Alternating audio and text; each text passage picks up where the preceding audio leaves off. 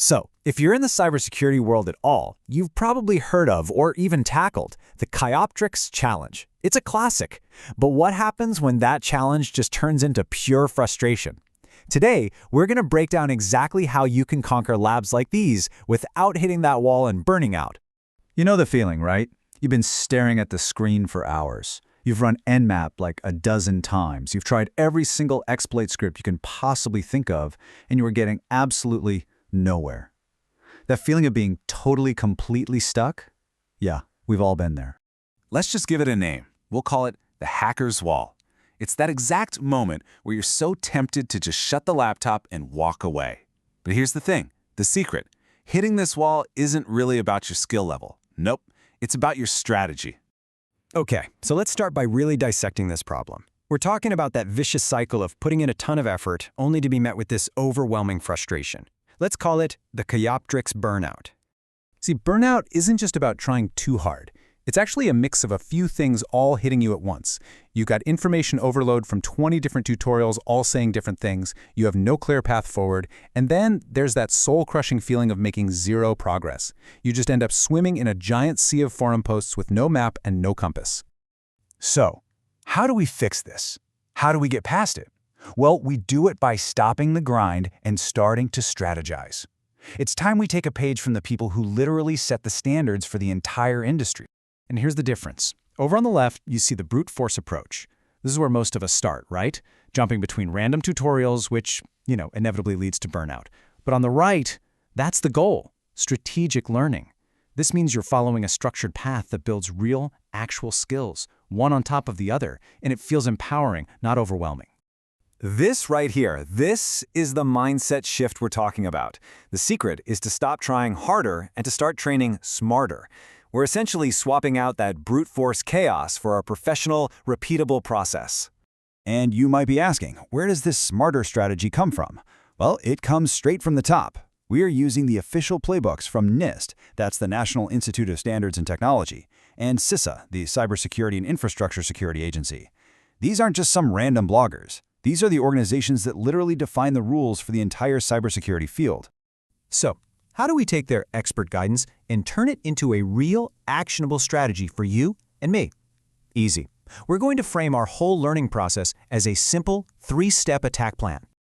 Now, the plan itself is incredibly powerful because it's so simple. Step 1, we plan, using something called the NIST framework. Step 2, we learn, with targeted content from official sources. And Step 3, we practice, using real-world exercises from CISA.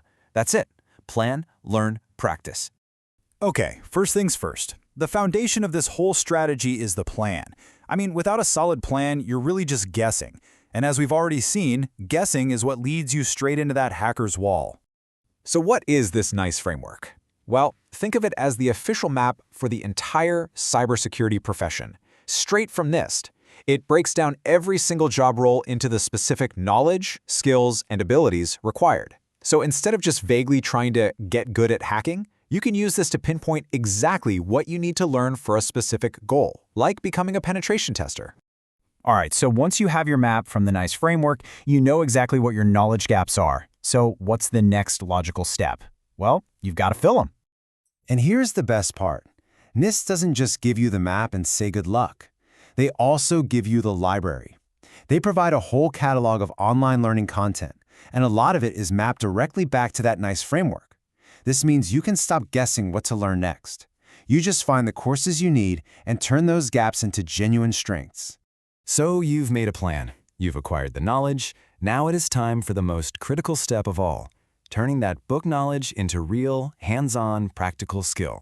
And this is where CISA comes into play. They provide official training scenarios and exercises. Now, this isn't just some random vulnerable machine you download. This is a structured environment designed specifically to let you apply and test what you've just learned in a safe space. This is how you build that practical, job-ready experience that really truly matters. And when you put it all together, what do you get? You get this powerful, self-reinforcing learning loop. You plan with NIST, you learn with NIST resources, you practice with CISA exercises, and then you repeat the cycle. And every single time you go through it, you get sharper, you get more skilled, and you get way more confident. So let's bring all this home.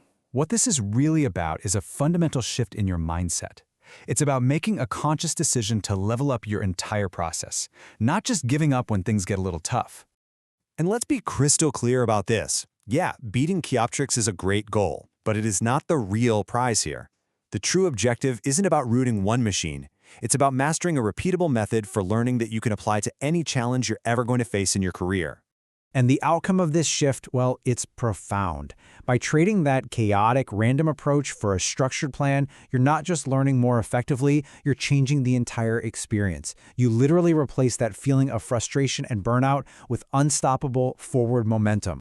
You see, this whole process takes you from being a student of a single machine to becoming an architect of your own learning. So I'll just leave you with this one question. Now that you have a professional framework in your toolkit, what will you choose to master next?